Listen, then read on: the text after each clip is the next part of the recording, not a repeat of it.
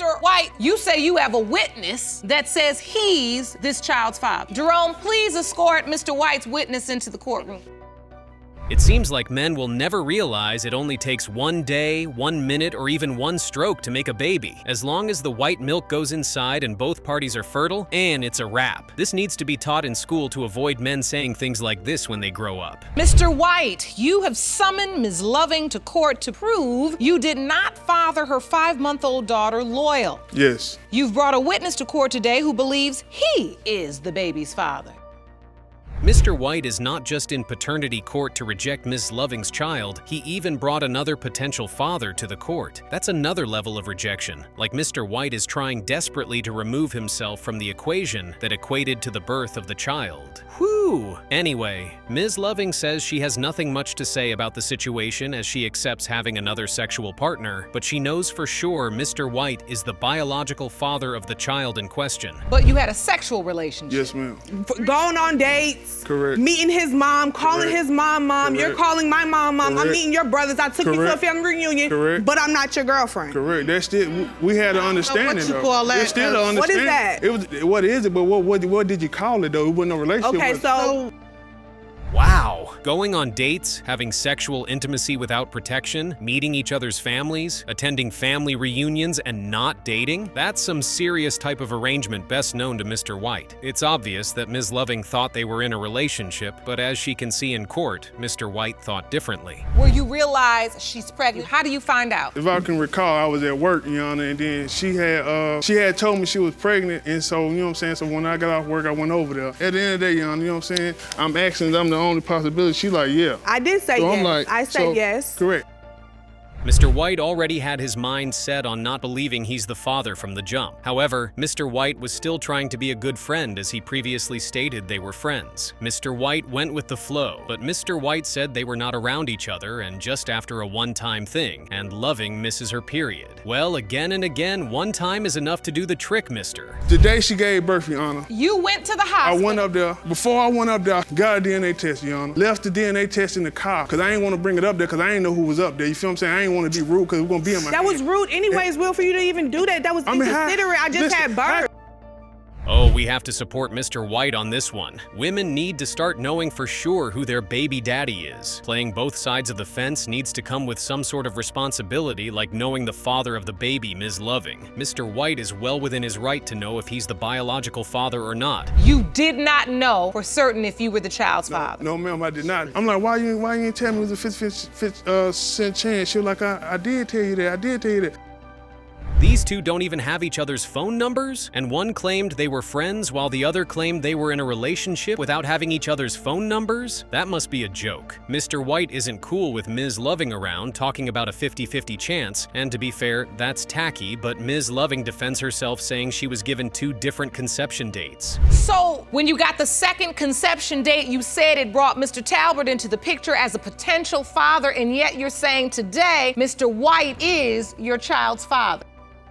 Mr. Talbert? Mr. White is not entirely wrong after all, aside from stringing Ms. Loving along concerning their weird friendship or relationship situation. Mrs. Loving is confused about who exactly her baby daddy is. As much as anyone can say she was wrong for not keeping her legs closed or having one partner at a time, things like this often happen in paternity court. You have doubt as well? I do. But one, Your Honor, my family has 6 fingers. My grandmother had it, he had it, my other son had it, and my other son's son had it. Mr. White's mother is speaking facts. There's nothing wrong with testing even on the first day of the baby's child on Earth as long as it's medically supervised. It even makes things easier as the father will already know it's his cross to carry. But running in circles and avoiding the DNA test like Ms. Loving makes the entire situation even harder. What point did she tell you she was pregnant? About 4 to 5 months down the line. Which lines up with your testimony, Ms. Loving. Even though Ms. Loving has been a little off with her testimony and even confused concerning her baby daddy, at least there's an honest part that she realized there could be another potential father 4 to 5 months down the line during pregnancy. Mr. Talbert claimed he was excited, but he didn't know for sure if he was the unborn baby's biological father. So here goes nothing. Let's find out who the bae daddy is. Loyal's biological father is Mr. Talbert. Congratulations, sir.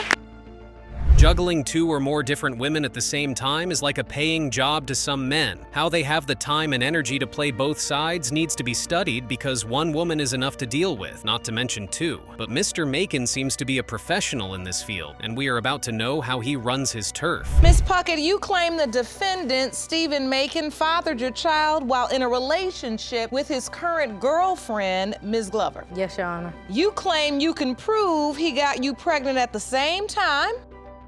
Mr. Macon must have been working overtime. 2 children with the same age and even same names? Mr. Macon's 2-timing relationship is indeed an interesting one. Well, Mr. Macon is all smiles as he claims he knows for certain that he didn't father Ms. Puckett's baby, as she's being on a roll with different men. If we didn't have sex till like 3 months after, I wouldn't even have sex with her. But you did have sex Me with her. and Ms. Glover, we wasn't together at the time. Did you use protection? Yes, You did? but it was. Okay, but there was a malfunction. Right.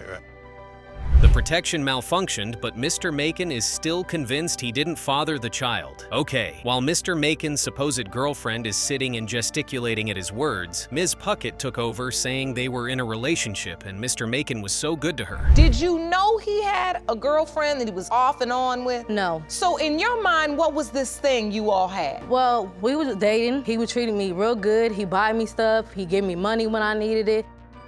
Mr. Macon was rubbing on Ms. Puckett's belly like some caring father, but he's here in court denying paternity of the child. And to top it all off, Mr. Macon doesn't have proof or evidence to back it up, talking about how his friends were in and out of Ms. Puckett's place and Ms. Puckett was pushing herself on him like that's enough proof. Try something else, Mr. Macon. Before we came to court, he sent me a message. Would you like to see that? He sent me a message off of Facebook saying that if it was his, that we all was gonna move in together. Listening to cases like Mr. Macon and Ms. Puckett's is a powerful reminder that trust and loyalty are crucial foundations of any relationship. If you're experiencing similar problems in your relationship, struggling with infidelity, broken trust, or ongoing conflicts, waiting could mean losing everything you've built together. That's exactly why so many couples find success with Brad Browning's Mend the Marriage. Brad's proven system helps couples immediately break the cycle of mistrust, repair emotional bonds, and regain intimacy and connection. Don't allow your relationship to fall victim to misunderstandings and hurt feelings. Scan the QR code on your screen or click the link in the description below right now to start the healing process. Your relationship deserves a second chance. Mr. Macon? Mr. Macon is laughing like he's trying to cover something up, but unfortunately for him, and Puckett is about to lay it all out. Mr. Macon was still busy sending texts about making love till sunrise while he wasn't even sure about the one on ground. And he was looking at the baby, playing with my son. And then so he said, he said, so what you naming him? I said, I'm naming him after my brother. I said, cause that's what my grandma want me to do. No, you're not naming him that. You're not naming him that. You name him Steve. So he said, call the nurse. So I buzzed the nurse. Ms. Puckett's memory of how things happened seems to be entirely different from Mr. Macon's own. Ms. Puckett said Mr. Macon requested that the child be named after him, but Mr. Macon said that never happened as he left a few minutes after he got to the hospital without even signing the birth certificate. Jerome, will you hand me that evidence, please? Certificate of live birth, child's name, Stephen Terrence Macon Jr., father, co-parents, current legal name, Stephen Terrence Macon. Is that you, sir? No, I ain't saying that. No.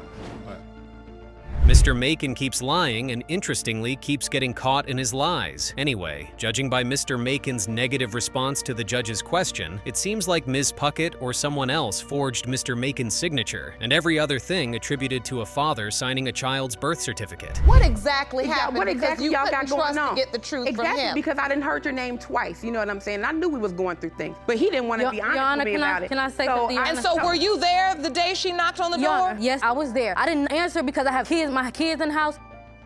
These two women raising their voices and going at each other like the man isn't supposed to be blamed for anything. Ms. Glover is adamant about talking Ms. Puckett's mistake and putting the blame on her like her previous Mr. Macon isn't the cause of the entire situation. Mr. Macon must be one lucky man. You heard us? That this child was named Stephen Macon Jr.? Yeah. First time in your life? Stop. Yep. You lying as the day is long. I can see that from here. Okay. Ms. Glover is really on court to side with her boyfriend even after he cheated on her. That's nice. Mr. Macon won't stop denying everything and anything even though it looks like he's lying. It's time to know how far Mr. Macon went with his lies. The result will tell the truth. Mr. Macon Sr., you are his father. You know what? You sent her that text message talking about some that's your baby, that y'all can go have sex on into the sunlight. Well, sunlight time, baby. I'll holler. As long as women keep committing paternity fraud, men will always have the option of denying babies, even if they have biologically fathered them. Judge Lauren is about to unravel another case of a father rejecting his alleged child, but the woman firmly believes he fathered the child. Ms. Thomas, you claim you're involved in a love triangle that has resulted in the defendant denying your 7-month-old son, Jeremiah. Yes. You've petitioned the court for a paternity test to prove that he is the father so he can stop living a double life. Yes, Your Honor. Ms. Thomas says Mr. Hadley fathered her child amidst his double life, as he has another woman on the side of probably. Ms. Thomas is even the woman on the side. On the other hand, Mr. Hadley claims he's not the father, and he has come to paternity court with concrete evidence to prove that he's not the father of the child. We're in a love triangle between me and Tyler, and this is just going on for way too long. He keeps denying my son, but he's still around him all the time. He's acts like a father towards him when he's with me, and then he goes to Tyler and acts like he's not. That's a good point, Mr. Hadley. Anyway, the love triangle seems to be leaning towards one side rather than the other. Simply put, Mr. Hadley would do anything for his girlfriend, who has been named Ms. Stallworth. Mr. Hadley would be all fatherly to Ms. Thomas's child in the absence of Ms. Stallworth. Well, Mr. Hadley denies doing that or acting fatherly towards the baby at all. Ms. Thomas, you submitted a photo to the court. Yes. That's Mr. Hadley with Jeremiah? Yes. Oh, it's a beautiful picture. Thank you. And that's you, right, Mr.? Yeah, but I didn't fall asleep like that. Okay, Mr. Hadley, that doesn't look like something any random person would do with another woman's child. That picture looks intimate and full of genuine love. Mr. Hadley looked like he truly fathered the baby. But again, Mr. Hadley denies that he was doing any of the fatherly roles because he fathered the baby, as he says he knows for certain he's not the father. You tell Mr. Hadley you're pregnant? Yes. When you find out, what do you say? I told him I was pregnant. I even sent him a picture of the pregnancy test as well. He asked me if I was keeping it, and I said yes. Mr. Hadley really is playing fatherly roles to this child that he knows. Mr. Hadley was present the entire pregnancy and even turned up for the birth of the baby. That's not something most men denying paternity would do, though. Mr. Hadley said he was pressured into it, but Ms. Thomas said there wasn't any pressure. So maybe Mr. Hadley just felt responsible for it. Who knows? I had sex on the 19th around 12 to 2 a.m. The doctor told me I conceived my son around the 22nd, which does put it in the frame for where I would be pregnant. At least these two people agree on something concerning the date they were intimate. But then, there's something they don't agree on. Mr. Hadley says he wasn't the only man that Ms. Thompson had something with during the window of conception, but Ms. Thompson denies that. Ms. Thompson agreed to having been intimate with another dude, but the date does not correspond to the conception calendar date. You aren't when you admittedly slept with her on the 19th. Even if this other guy did not protect himself on the 26th, you understand that you're still within the window of conception. Well, we also had a home DNA test done, and the results were inconclusive. That's rather strange considering Mr. Hadley and Ms. Thompson's reaction to an inconclusive test. Mr. Hadley thinks the test has probably been tampered with, and that makes it shady, while Ms. Thompson thinks anything can go wrong when it's that type of DNA testing. Still shady anyway. Are you in agreement with Mr. Hadley that this is not his biological child? Yes, Your Honor. And why do you believe that to be so? Because she was sleeping with somebody else around the same time, and the test that came back inconclusive. Ms. Stallworth says she doesn't have a relationship with Mr. Hadley at the moment, but she's on Mr. Hadley's side, which means Ms. Thompson's child isn't his. Ms. Thompson isn't taking chances as she lays all her cards on the table that those two don't have any relationship to work on, as Mr. Hadley currently lives with her. Maybe that explains Mr. Hadley's closeness to the baby. Continue to pursue a relationship with Mr. Hadley if in fact it's determined that he is Ms. Thomas's son's biological father. No, Your Honor. You won't? I won't, no. That's a lie. So basically your whole this relationship you're working towards is on the line.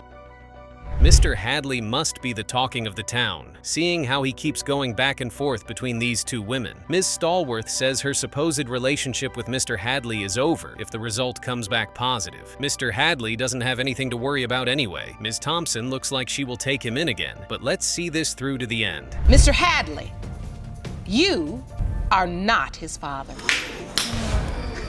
Oh my God. I feel, now we can move forward now and she can stop, she letting. No, you gotta stop. Yes, he has to stop.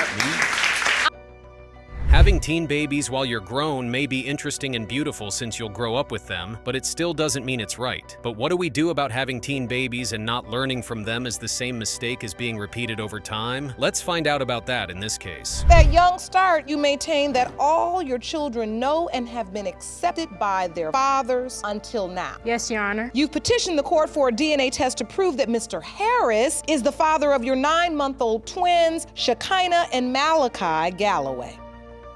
First child at 14 years of age is not cool, but it's a cycle yet to be broken. Ms. Galloway was a teen mother, but here she is in paternity court claiming she didn't even have problem with her previous baby daddies even when she was younger, but Mr. Harris changed the course of things in her life while she's grown. Mr. Harris is also standing there with his claim of starting to have children since he was 12? That's insane. Anyway, he says he's cool with the remaining children he's got, but not with Ms. Galloway's twins. Actually, it wasn't a relationship, Your Honor. It was just one-night stands and here and there pleasurable moments, to be honest, Your Honor. I mean, when I met her, it was in church, like usual, like the rest of her baby daddies. I mean, I'm keep it real.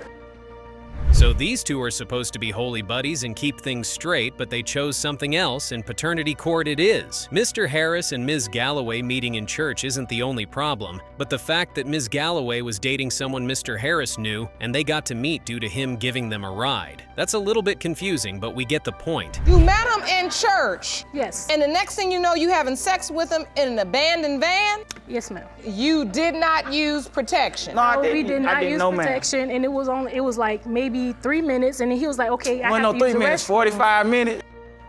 These two are arguing about the minutes like that matter right now. No shame whatsoever. Ms. Galloway got comfortable and couldn't cover herself with the blankets to sleep better, but she chose to be intimate with Mr. Harris instead, the man he just met after church service? All this unprotected sex, do you all understand when you don't use protection, you can get pregnant? You do understand that? Yes, ma'am. But you're still doing it? Yes, ma'am. So you come up pregnant. Yes, ma'am. What do you say? What do you tell him? Okay, so January 18th is when I took the home pregnancy test.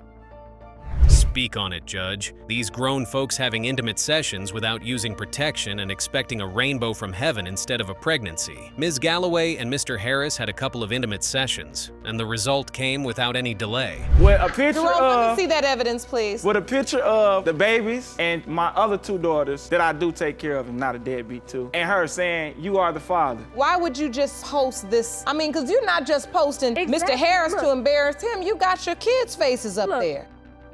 A rigid church member posting that kind of thing? Okay, even if Ms. Galloway is lying like Mr. Harris is saying, it still doesn't change the fact that he slept with Ms. Galloway and he's a potential father to the twins. Mr. Harris left for another state because Ms. Galloway's action cost him his job. Sorry about that, but you should have zipped up in the van though. Ms. Galloway also slept with some other musicians that played at the church with you? Lonnie is a musician, he plays the keyboard. And Lonnie is Mr. Samuel. Right, Mr. Lonnie Samuel. And he's here in court with us as well. I'm so glad. Actually, me and Mr. Samuel was cool until we fell out behind a woman. All these church members are frolicking around with each other and making a mess of the church. The drummers and choirs hitting it off with the choirs and ushers like it's part of the congregation rules. Mr. Harris believes the Mr. Samuel that desperately wanted to be back with Ms. Galloway must have fathered her twins. It is not a lie. You and Mr. Samuel slept together. You told me out your own mouth. Just like the boyfriend you had before you met me and had sex with me, you are trying to throw up everything that you do. It ain't no case. You only want child support. Ms. Galloway says she didn't sleep with Mr. Samuels like Mr. Harris claimed, but Mr. Harris isn't lifting his foot off of Ms. Galloway's neck about that particular claim. Mr. Harris believes Ms. Galloway did sleep with Mr. Samuels because she spilled the tea to him with her own mouth. Testimony today, Mr. Harris has indicated he believes you had a sexual relationship with Ms. Galloway. Ms. Galloway says that's not true. Mr. Harris intends that you are, in fact, the father. Now, it's these two grown men going at it. Mr. Harris put Mr. Samuels on the spot till he agreed that they both had the same messy past of hitting on women and trying to get with them. However, Mr. Samuels attests to the claim that he genuinely didn't have any sexual relationship with Ms. Galloway. So now, let's see who the baby daddy really is. Mr. Samuel, you are not the father. Mr. Harris, you are the twins' father. Cheating while supposedly committed to one person is just another level of fraud. Aside from the betrayal and inability to trust another partner the person will go through, there's also the possibility of paternity fraud, and that is in fact a major problem because an innocent child is involved. You and your former fiancée, Ms. Butler, say everything rides on today's DNA results. Now, you claim you found evidence that she cheated and another man may have fathered your little girl, Divine. Mr. Fernandez feels betrayed as his fiancée cheated on him and even made him pawn the engagement ring where he in return lost some bucks. But the highlight of Mr. Fernandez's reason for being present in paternity court is to know if he's the actual father of Ms. Butler's baby. Ms. Butler agrees to cheating on Mr. Fernandez during the window of conception, but magically, she knows he's the father. Why did you pawn the ring? Because I was frustrated, I was angry. I took the ring back and I left. The ring actually cost about $700. I was only given about $350 for, Your Honor. Mr. Fernandez said he was frustrated because Ms. Butler had cheated, and that made him pawn the ring off and lose some money off of it. Pawning the ring off and losing money sounds like a you problem anyway. Back to the cheating situation. Ms. Butler said Mr. Fernandez, in fact, cheated first, and she just took her lick back. One day, he come over my house, and he had the girl was supposed to be pregnant, it was supposed to be his baby. But he comes over, he say he was at the house seeing the baby. He comes to my house, and he smelled exactly like that, his whole body. He think, you know what I'm saying, like I come in, I kiss him, I smell it. So I start kissing him all over. Smell like what now? Never knew there was a smell that came with that activity, though. Mr. Fernandez counters in Butler's weird smell accusation, saying it wasn't that activity that caused the smell. Instead, it was because he had been working, hence Mr. Fernandez's sweat smell as opposed to what Ms. Butler thinks. And then what happened? We get into a big argument. I put him out because I know what I smell. I don't care what he's talking about. I know what I smell. I'm bleeding my nose over his lies any day. So after he cheated on me, I called my friends so we can go out and I can have some drinks and I could try to get over him. There's always a guy at the bar waiting to get laid. Every time. Interesting. Ms. Butler says she knows what she perceived, and that was what made her step outside of whatever she and Mr. Fernandez had at that time. But the most important part was that she used protection, so she knows for sure it's Mr. Fernandez's baby. She slept with somebody else. I found out it took weeks of me pressing it out of her. When I came home, it was just me and her there one day. I see her phone. I ain't gonna lie, I'm a big snooper, so I grabbed the phone. I paid for the phone, but look, I'm a big snooper.